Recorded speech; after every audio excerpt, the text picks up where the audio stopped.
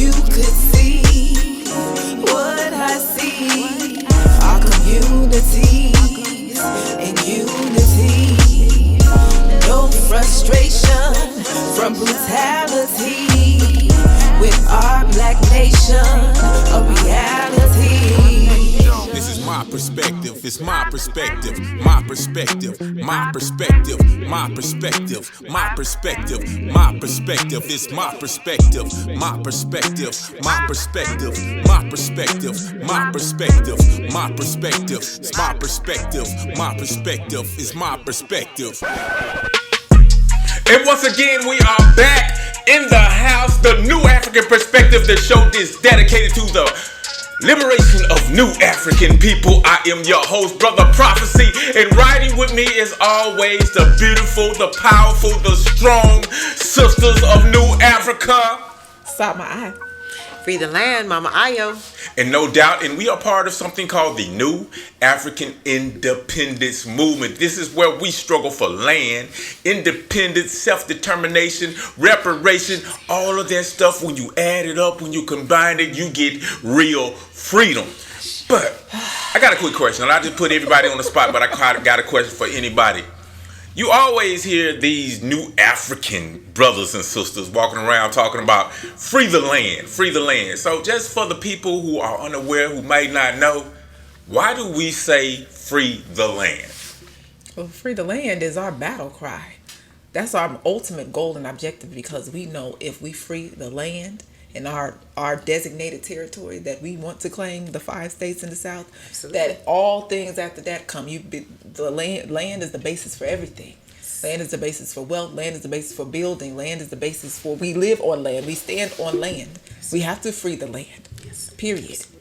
Okay, so what you're saying, so I'm clear, is that our struggle is actually for land, not necessarily to change someone's mind or to make somebody like us or love us or stop hating us, but it's actually to gain the land, which is the resources, which is the foundation of freedom. Yes, right. Foundation for freedom. Wealth, power. Exactly. That's freedom. Where Okay. we creating our lives. Like, we're here to live life, not to be imprisoned. Gotcha, no doubt, no doubt. That's correct. Makes sense to me. So, Absolutely. Sister Ma'at, what we got on tap for the show today? Okay, so on our lineup today, we have in our cadre corner, we will be going over Reparations Yes, which is a document that is compiled of different writings from Nkechi Taifa, Imari Obadele, and Chokwe Lumumba.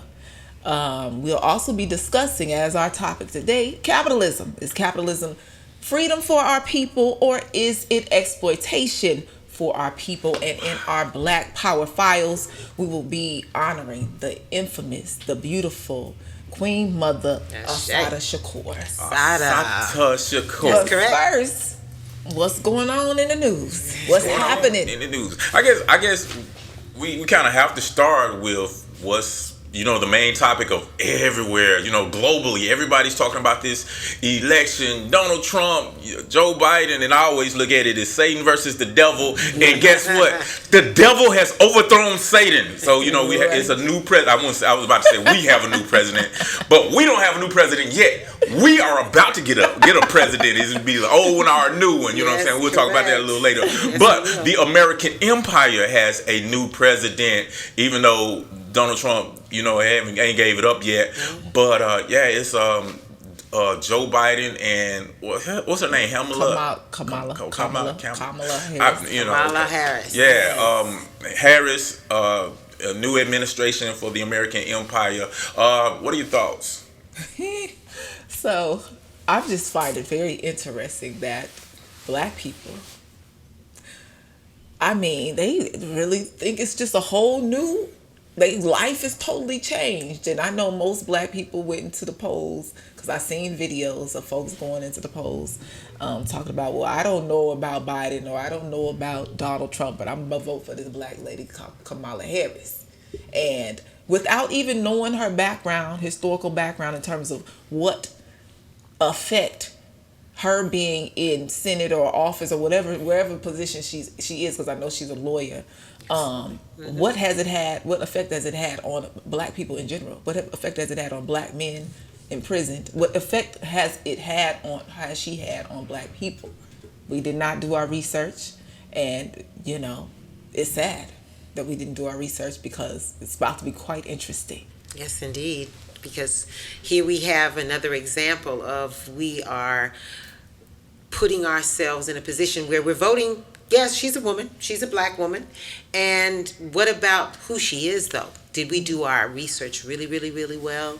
We know that, okay, she's has a Indian mother, black father. We know that she went to an HBCU. She's part of a sorority, a.k.a. We know that she possibly was married once to an older black man, and then she ended up being married to a German Jew. But what about her record? What about her human rights record? What about her record to the black family? She is responsible for sending a lot of black men to jail for long, long sentences. So right there should be a red flag. It should be a red flag anyway because, who she's cooked with and why she's a part of this system. So we're asking the question. We're saying pay attention, keep a record of what she does while they're in this administration, and ask yourself, did we jump from the frying pan into the fire? Because the fire is coming, New Africans. The fire is coming. I think we already been in the fire. I think we've been in the fire for like 400 years, and we should be just about cooked right now with this system. You know what I'm saying? And try to do something else. Because I don't really get too happy or get too sad or anything about whoever's elected. You know what I'm saying? Because it's all the same to me. It's not about individuals. It's about a system. And whoever's put into place, into office, is there to perpetuate the systems, the goals and objectives of the system. So whether it's Biden, Trump, Harris, Pence, whoever it is, they're just, different, Democrat, Republican, left wing, right wing. They're just two different wings of the same bird. And that bird is the system of oppression, which is feeding on the masses. And that's what we really have to focus on. So, Pamela Harris, I got messed up her name. Whatever her name is, Joe Biden, and it's a good chance that she will probably be president because Joe Biden is like 2,000 years old. You know what I'm saying? So that's an interesting placement. Yes, it is. You know what I'm saying? Yeah, it's always strategic for them. So but I always, from my perspective, I look at it's a lot of energy went into voting this year, a lot of time, a lot of effort, a lot of resources, a lot of money. You know what I'm saying? And a lot of people say, well, if you don't vote, you don't have a right to complain. And I'm just calling bullshit on that. Thank you. You know what I'm saying? Pardon my French or whatever you want to call it. But it's bullshit because, see, this is the reality. If you really want to make change, you need to get out off of your tail into the community and work toward those things that you want to change. So instead of saying, if you don't vote, you don't have the right to complain, I say if you ain't got your ass in there working, you don't have a right to complain. You know what I'm saying? Voting, all you're doing is you're putting somebody in office that you hope will do something for you when you can always do something for yourself and your people and your community. And that is the spirit of self-determination. Exactly. And that's what we're talking about right here at the New Afrikan Perspective. But hey, but it's actually another election that's been going on that hasn't had the national attention of the one about Satan and the devil and stuff like that. But it's a New African election, and we don't have the results in, but we should have them in soon, which is exciting. Yes, November 20th, we should be meeting, and the election results should be coming in from the National Election Commission. So we want all New Africans to make sure that they pay attention. It'll be probably on Facebook. Go, of course, to our website, and it should be advertised, and we will be sending out emails, notices, all kinds of stuff to see who has won not only district representation, district judges, but then the national, which is, of course, vice presidency and presidency of the Republic of New Africa. No doubt. Now that is very exciting because when you look at the Republic of New Africa, this is our nation that is embedded within the people who is struggling for things that are actually going to bring about real change, real freedom. You know what I'm saying? We define that as land, self-determination, independence, nationhood, all of those things that we need in order to effectively change our collective condition. Yes. You know what I'm saying? So yeah, that's a good discussion. Anything else we want to hit on before we go into our break and get into our cadre corner? We want to get right into that. Let's go get into it. Yeah, well, but we do want to mention one thing. What's that? I want to talk about Flight Lieutenant Jerry John Rawlins. Okay. Who recently passed in Ghana. All right. Last week. And we just want to send the condolences to the nation, and we want to send the condolences to his family, particularly when I lived there. I went in 1986, and he took over probably in 1982, somewhere along that time. And he took over as a military dictator at the time. Mm-hmm. And he spent 20 years in office. And of course, during that time, there were the ebbs and flows. There were the good times. There were not so good times, because under a military dictatorship, that is something that we don't want to be under. But he did lead the country into democratic elections, and now they have more of a democratic process. However, because we are new Africans and we look at the times, we need to make sure that we understand. He was trying to implement the spirit of Nkrumahism, and it did not work because neo-colonialism had been firmly entrenched from previous administrations. So there was still corruption, of course, and there was still under the World Bank, IMF, the devaluation of the CD, a lot of things were creeping in. But nevertheless, he led the country based on his heart, his belief that he could rule better. That's for history to judge. Right now, we just want to say, well done, soldier. Well done. Try to show y'all a different perspective, a different point of view. See, this is how I see the world. Dealing with the whole thing of putting together the provisional government, the Malcolm X Society, and the group called GOLD was the leaders of that.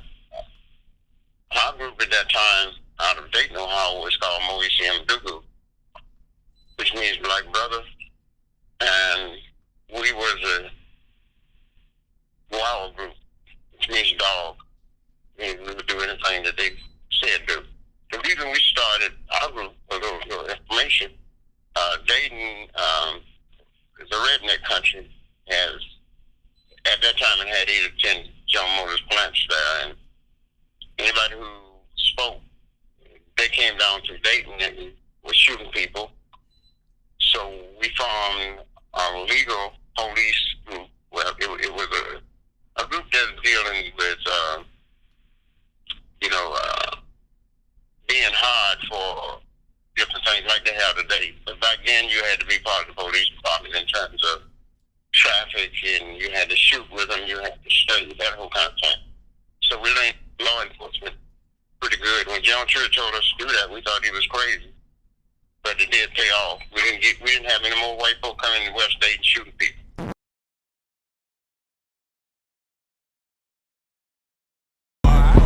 Freestyle, style free, prophecy, revolutionary. Free the land.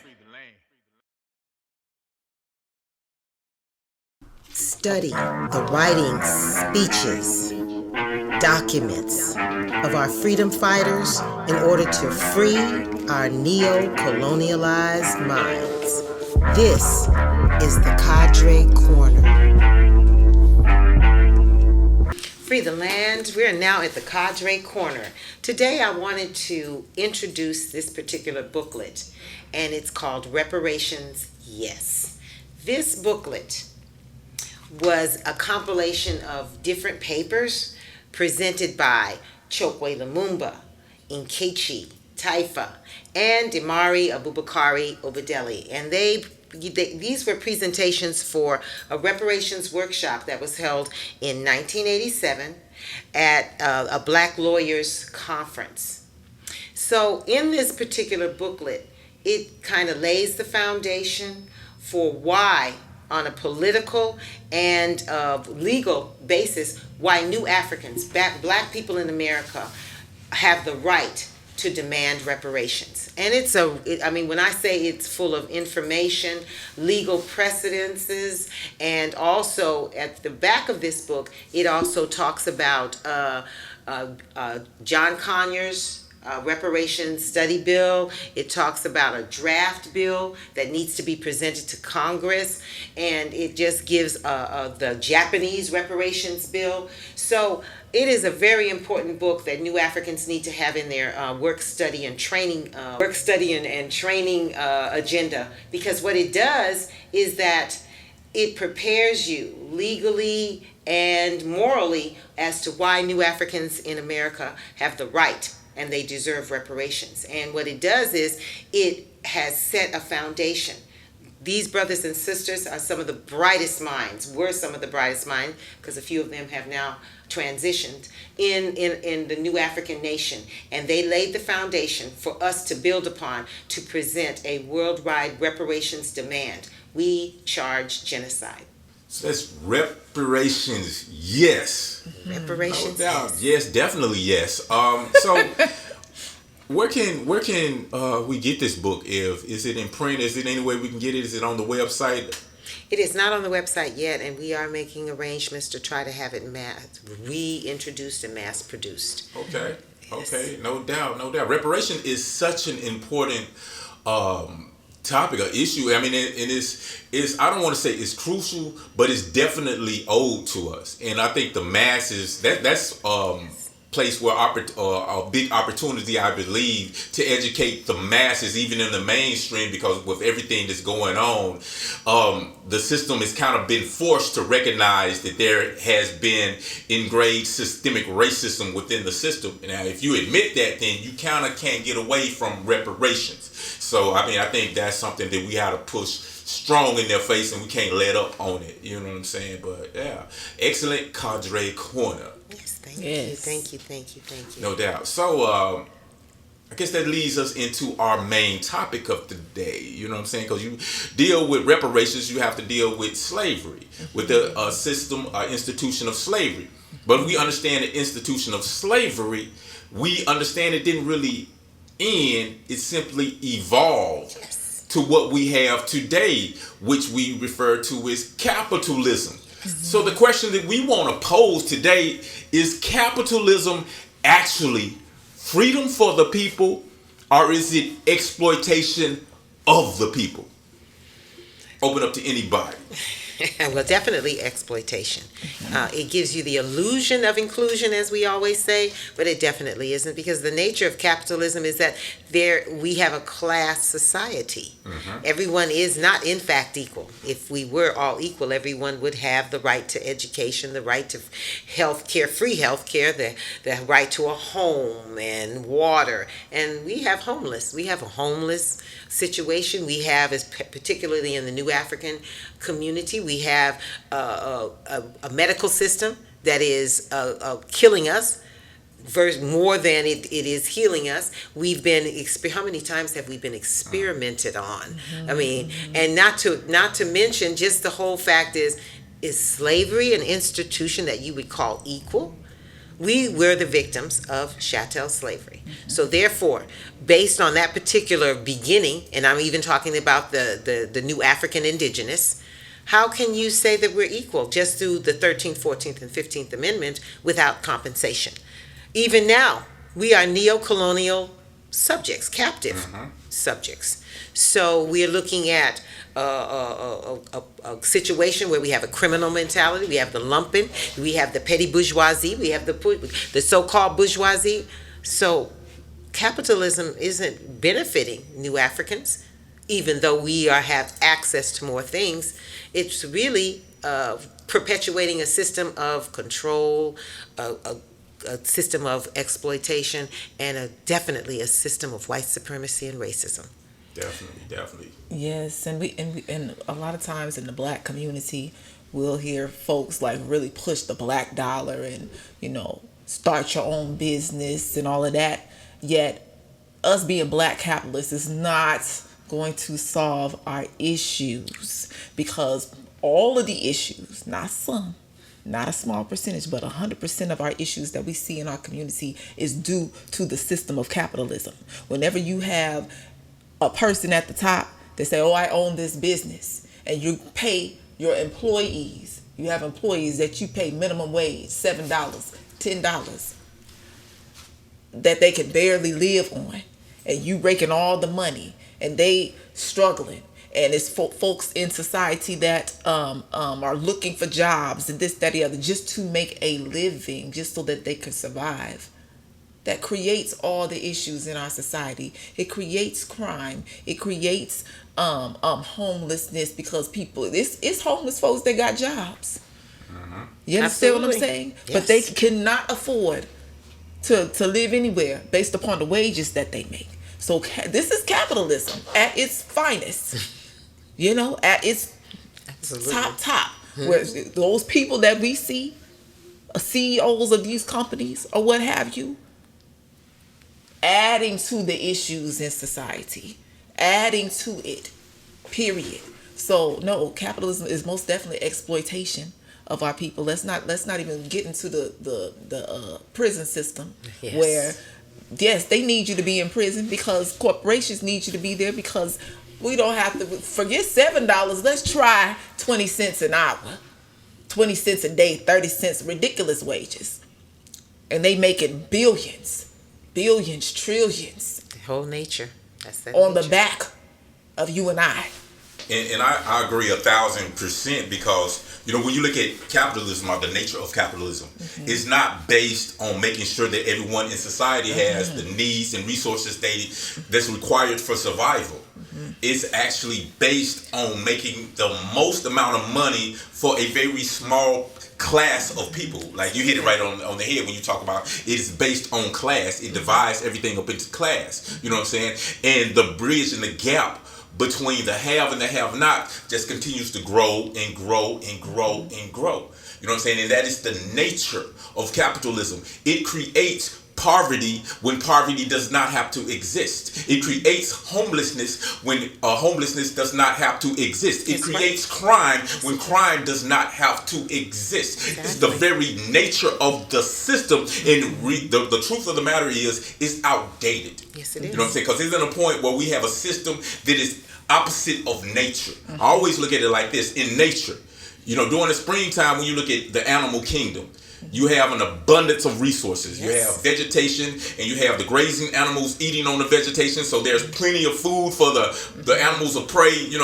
So people live in abundance. Not people, but animals have an abundance during the spring and summertime. Exactly. When in wintertime, there becomes scarcity of resources. You don't have as much. So animals struggle. That is a natural form of poverty. Yes. But if you look at human beings, we always have an abundance of food. We have an abundance of resources at this particular period of time. Yes. So it's unnatural for a human being to be hungry, to go starving when there is an abundance of food. Someone's starving, but you can go right down to the casino, and at 12 o'clock at night, they're throwing away tons of food. Their whole landfills are dumping grounds with tons and tons and tons of food.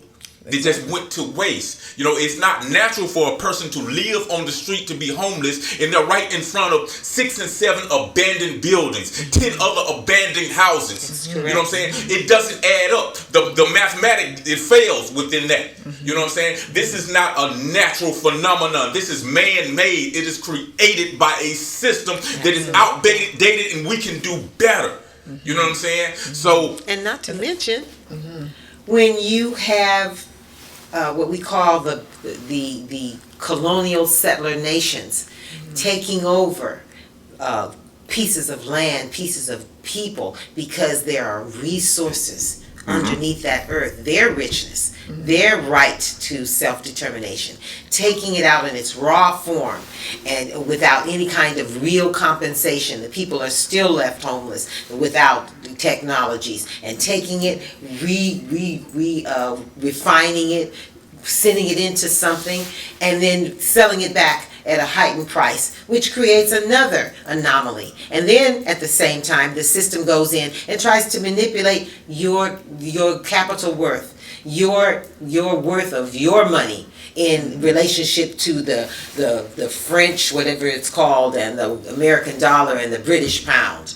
The French have the CFA. So you have an international, worldwide imperialistic system that's taking the lifeblood, the resources of the people, and transforming it and making them, even as you said, poorer. And when you take the lifeblood of a people, that means the well-being, the health and well-being of a people is totally compromised. That's why we see all of these different health issues in our community. Because when you manipulate and control the land, you control the resources, that means you're taking away that which is natural. Oh, and we're going to create whatever to make even more profit and feed it to the people. So we're going to give you white rice, white sugar, white everything.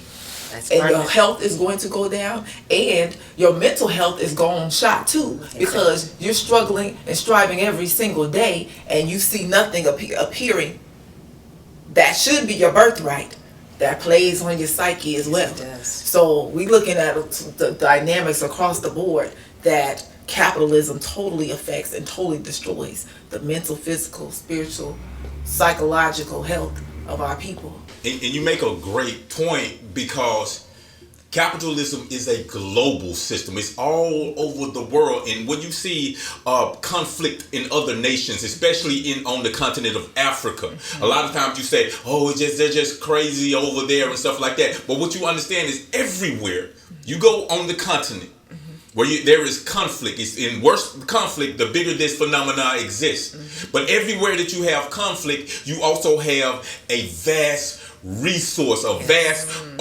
natural resource that is extremely valuable, and it is making European and Western nations filthy rich. That is the reason why you have the conflict globally, because all wars are fought over resources, land and resources. You know what I'm saying?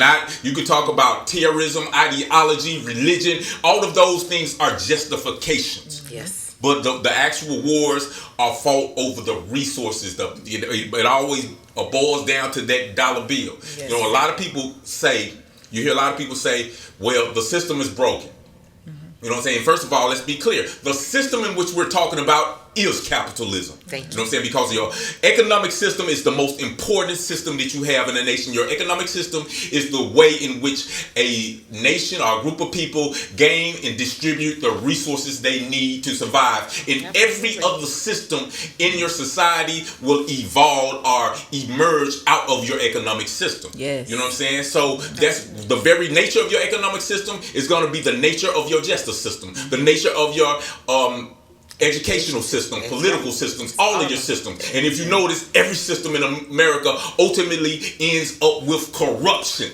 Yes. That is because it is based off on a corrupt economic system, which is capitalism. Yes. You know what I'm saying? I actually had a point that I was going to, but I had missed it and stuff like that. But ultimately, capitalism is based on exploitation. You know what I'm saying? It is founded on exploitation. So you can't get around it. So we have to come to a point where we have to, if we want something different, oh yeah, I know the point. People say the system is broken. No, it's not. We have to understand that is the way the system was designed. It is working perfectly.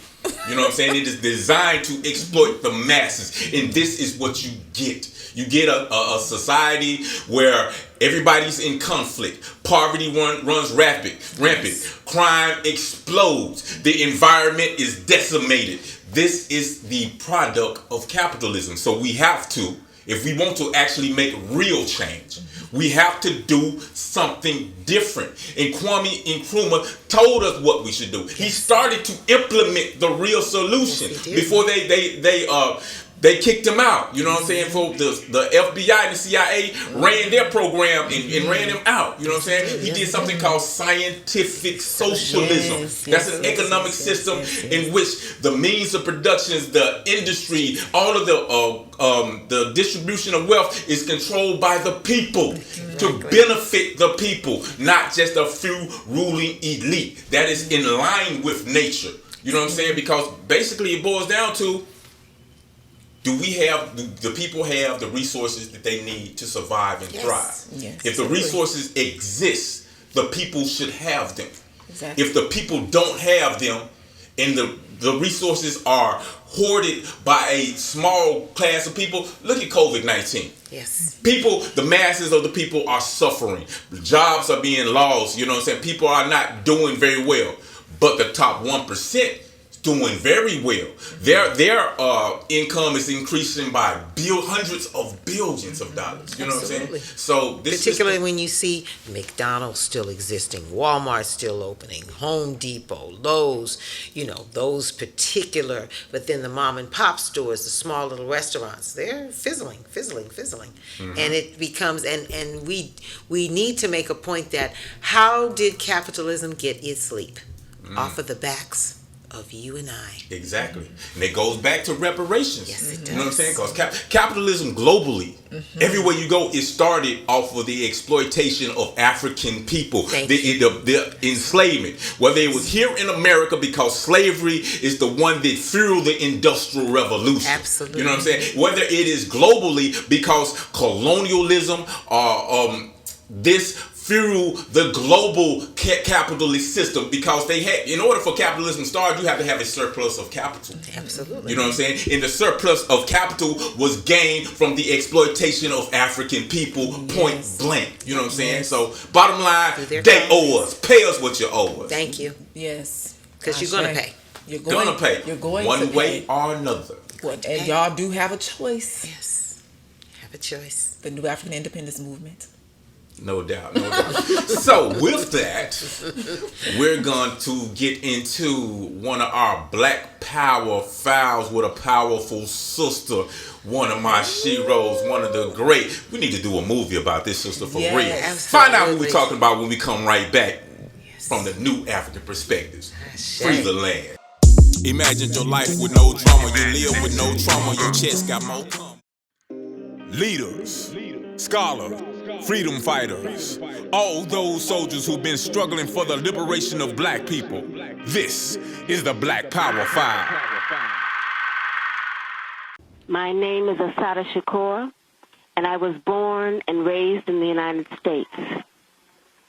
I am a descendant of Africans who were kidnapped and brought to the Americas as slaves. I spent my early childhood in the racist, segregated South.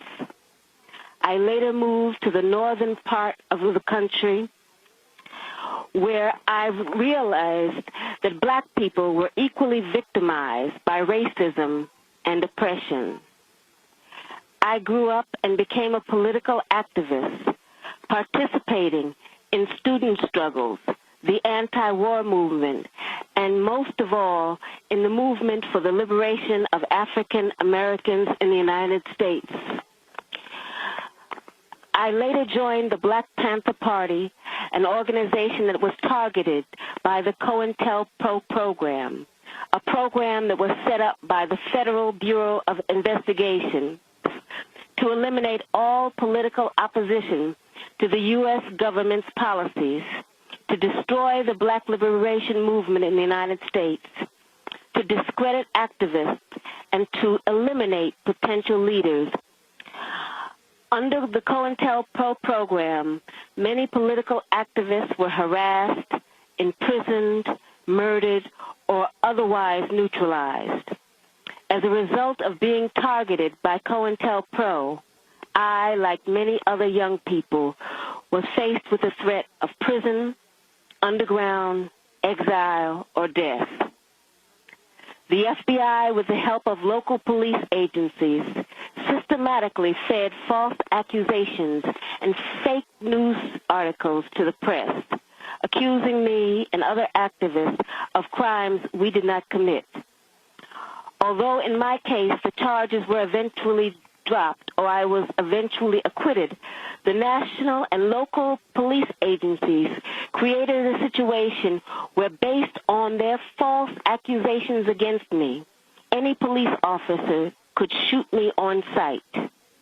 It was not until the Freedom of Information Act was passed in the mid-'70s that we began to see the scope of the United States government's persecution of political activists. At this point, I think that it is important to make one thing very clear. I have advocated, and I still advocate, revolutionary changes in the structure and in the principles that govern the United States. I advocate self-determination for my people and for all oppressed people inside the United States. I advocate an end to capitalist exploitation, the abolition of racist policies, the eradication of sexism, and the elimination of political repression. If that is a crime, then I am totally guilty.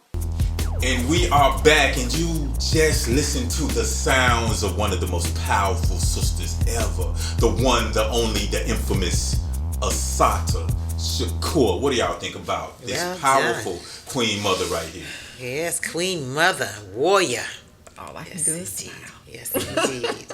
Queen Mother. We just know that she is, we consider a refugee from America. She has been given asylum in Cuba. She has lived her life, as we say, in exile. She is probably one of the most wanted people in America, and unjustly so. You know, unjustly so. So we just know that we wish her well. We hope that she is safe. We know that she's been living her life, transforming, becoming not only a new African, but also dealing with her spirituality and just trying to live. She does want to come back. She wants to come back to the place where she's born. But until that day, when she can walk free back into America, or back into the national territory. National territory. What? She'll remain in exile. Yes. For the people who don't know, kind of tell a brief history about who Assata Shakur is. You know, she was a member of the Black Panther Party, a member of the Black Liberation Army, and she was involved in an incident in New Jersey with police, in which there was a shootout. And understand, during that time period, they were hunting black soldiers, black liberation individuals who were part of the Black Liberation Movement or the Black Panther Party. It was open season on us, you know what I'm saying? They were just murdering us. So, there was a shootout between police officers and a car in which she was in, which several people got shot, including herself. She got shot like 5 times, while she was in the city. And her husband. And police, because, our movement, we don't play, you know what I'm saying? We train and we don't turn the other cheek. So if you come for us, we coming back. So a police officer was taken out, they got one of them. And you want to pick up the story, you want to make sure, And we know that when you do take a police officer out, you are going to be executed. Even if you live, you're going to be harassed. You're not going to be able to come out of jail. So she was put in jail. She was treated unfairly. She had issues with her arm. Yes, at the time she was supposed to be, carrying a child, and she just, in her book, she documents, what actually went on with her. And how she was denied basic human rights while she was in jail, and how she was harassed, and how her cases were tossed and thrown out, and she moving from different townships, and how she had to just go through that particular degradation, having no contact with lawyers, being harassed by police officers while she was incarcerated. So it's really a story, but yet actually kind of her book also talks about how she got to the point where she got to. Her journey from childhood, being exposed to ideas and black liberation and black power, and how she had to actually be involved and making a critical analysis of the sometimes contradictions within the Black Panther Party and the Black Liberation Army. So I thought, she gave us a really, really good view. And that's one of the first books that I read as a teenager. That book's called Assata, right? Assata, yes. And she actually gave me insight in terms of what to look forward to as a female. Like awareness. Like, you're a female. in the Black Liberation Movement, in the New African Independence Movement, what are some of the contradictions, like Mama Aya was talking about, that you're going to have to face, specifically with brothers being living under this capitalist system that's heavily dominated in patriarchy.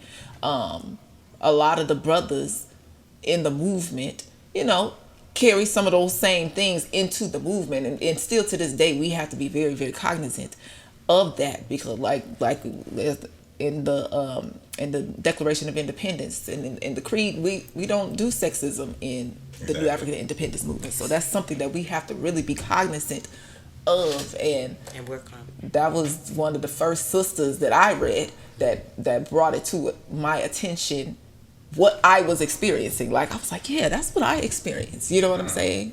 And just her story, like, it was so matter of fact. Like, look, this was a natural process for her to it makes sense. Yes, if we want to be independent, we have to create our own nation. When she saw flyers for the New African Independence Movement, or the become a citizen of the Republic of New Africa, it was just a natural process for her.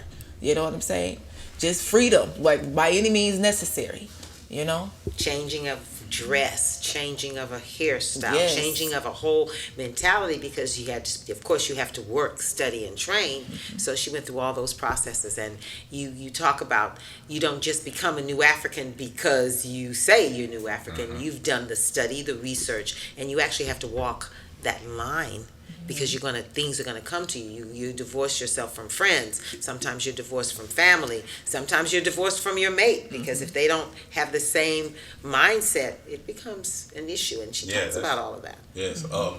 One thing that I definitely want to point out is, within her story, because, we talked about this last week with what's the brother who just, the political prisoner who just was released? Jaleel. Yes, Jaleel. Yes. That unfortunately had a happy ending, but so many times our stories don't have a happy ending. Absolutely. But, even though Assata was behind the prison wall, you know what I'm saying, locked down behind the prison wall. Behind the prison wall. You know what I'm saying? She and our people, you know what I'm saying, didn't say no. We're like, no, that's not acceptable. So we went into the prison system and we broke her out, you know what I'm saying? Yes. Action movie style, you know what I'm saying? So in Assata Shakur, we got a real live superhero, you know what I'm saying? A real life, this is not a movie. I love Black Wakanda forever, but we got a Black Panther, a real Black Panther who was doing superhero stuff years, 50 years ago in Assata Shakur. They broke her out and she escaped to Cuba.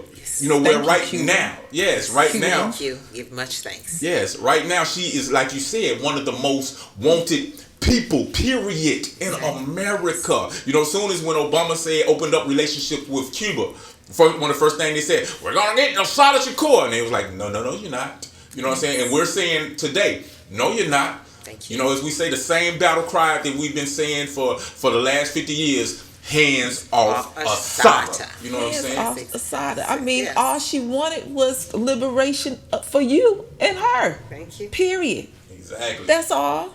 Exactly. And if this broadcast reaches out to our sister, our, master teacher, master soldier, all of those titles apply to the great Assata Shakur. We just want to say thank you and we love you. We absolutely love you.